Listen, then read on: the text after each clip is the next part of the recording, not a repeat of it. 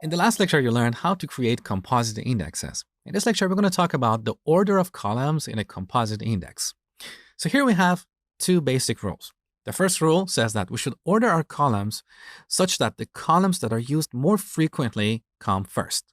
And this makes perfect sense.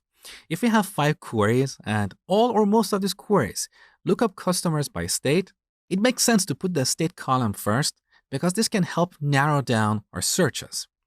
The second rule says that we should put the columns with a higher cardinality first. Cardinality represents the number of unique values in the index. For example, in our primary key, the cardinality is 1010, so we have 1010 unique values in this column.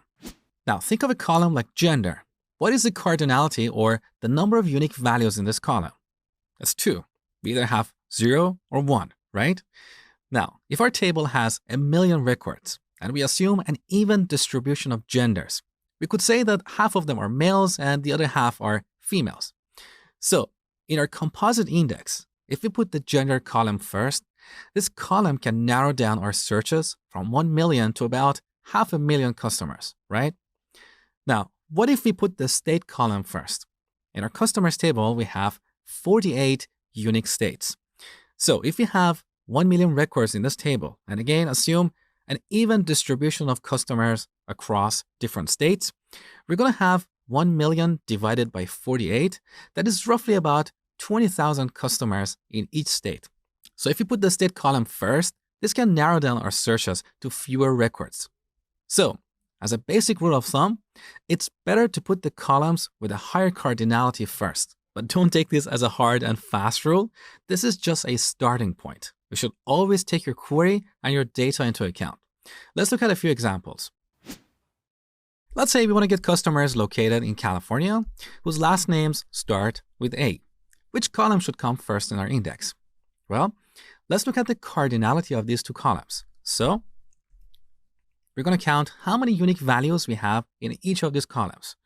Select count of distinct of state, as well as count of distinct of last name from the customers table. Take a look. So the cardinality of the state column is 48, and the cardinality of the last name column is 996. So according to our second rule, if we ignore our queries, this column is a better candidate to come first because it can break down our table into smaller segments. But as I'm going to show you in this lecture, this cardinality rule is not always the best practice. You should always take your queries into account. Let me show you. So first, I'm going to create a composite index on the last name and state columns. So create index, we're going to call it last name, underline state on customers, and here are our columns. All right. Now let's use the explain keyword and see how MySQL executes this query. So out of these indexes, it decided to use our new composite index on last name and state columns.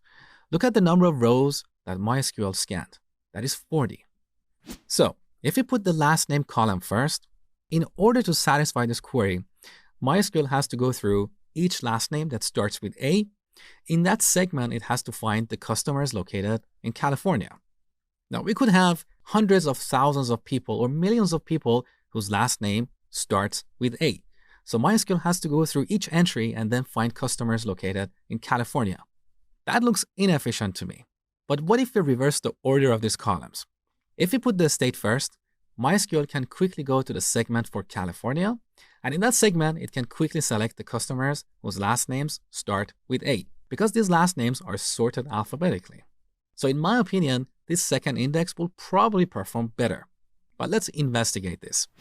So remember this number, 40. Now let's create another index, but with the opposite order. So I'm going to call this state underline last name, and then I'm going to change the order of these columns. All right. Now let's execute this query one more time. This time, MySQL decided to use our new composite index, and with this, only 7 rows are scanned. So we reduced the number from 40 to 7. Now, these are just some numbers based on the constant values we have used in this query. What if we search for customers in New York or Virginia or any other states? Let's take a look. So I'm going to change this query and find customers located in New York. All right. Once again, MySQL uses our composite index that starts with the state column. And here we have only 2 rows. Now, even though this is the optimal index for this query, we can force MySQL to use a different index. So just after our from clause and before the where clause, we type use index, and in parentheses, we type out the name of that index. That is IDX, last name, state. So with the former index, MySQL has to scan 40 rows as opposed to 2 rows. So here's what I want you to take away. Our second rule, the rule about cardinality, suggested that the last name column should come first because it has a higher cardinality. But as I told you before, we should always look at our queries and see how MySQL would execute them using different indexes.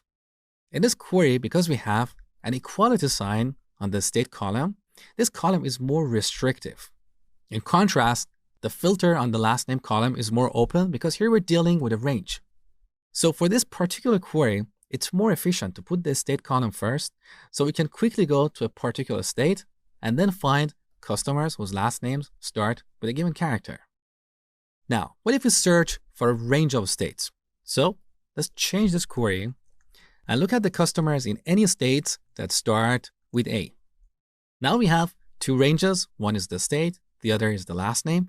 So let's see what index performs better. First, we're going to execute this query with this index. So with this index, MySQL had to scan 40 records.